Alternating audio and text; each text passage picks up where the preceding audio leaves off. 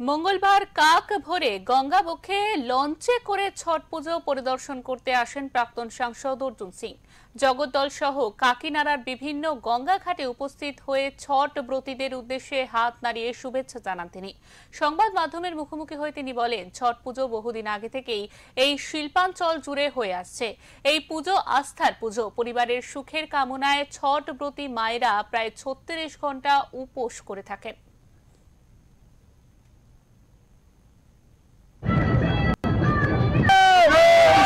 দেখুন, শিল্পাঞ্চলে ছট পুজো আজ থেকে না, 600 বছর আগে থেকে ছট পুজো হয়।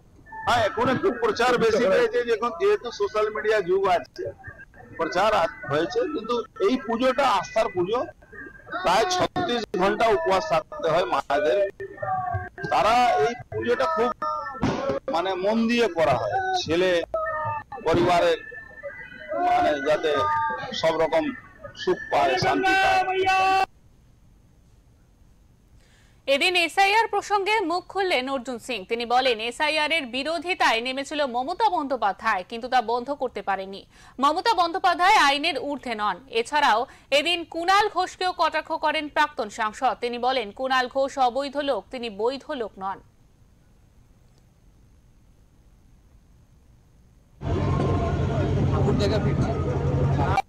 এসআইআর নিয়ে মমতা ব্যানার্জি কাঁপুনি ধরে নিয়েছে। এসআইআর মমতা ব্যানার্জি বুমেরাং হয়ে গেছে।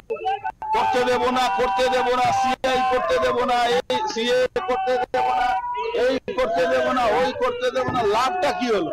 সবটাই হবে। ভারতবর্ষের আইনের উপরে মমতা ব্যানার্জি না, এটা কালকে প্রমাণ হয়ে গেছে। মমতা ব্যানার্জি তার জিহাদি শক্তিরা যেভাবে ওই এসআইআর এর বিরোধিতা করছিল, করতে পেরেছে? করতে পারেনি, করতে পারবেও না।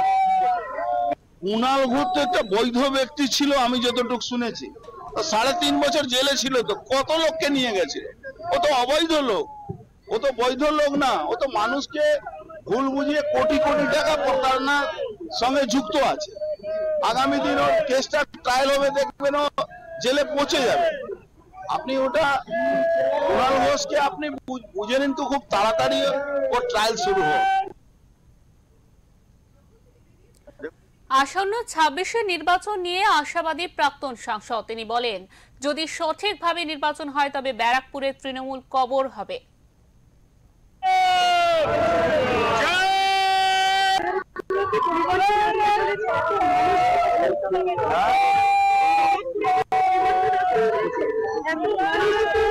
দেখুন, ব্যারাকপুরে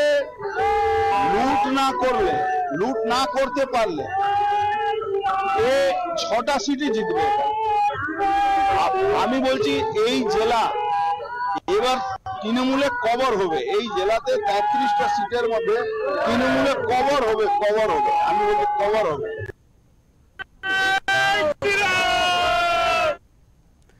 উত্তর 24 পরগনা থেকে প্রতীতি ঘোষের রিপোর্ট, ওঙ্কার বাংলা।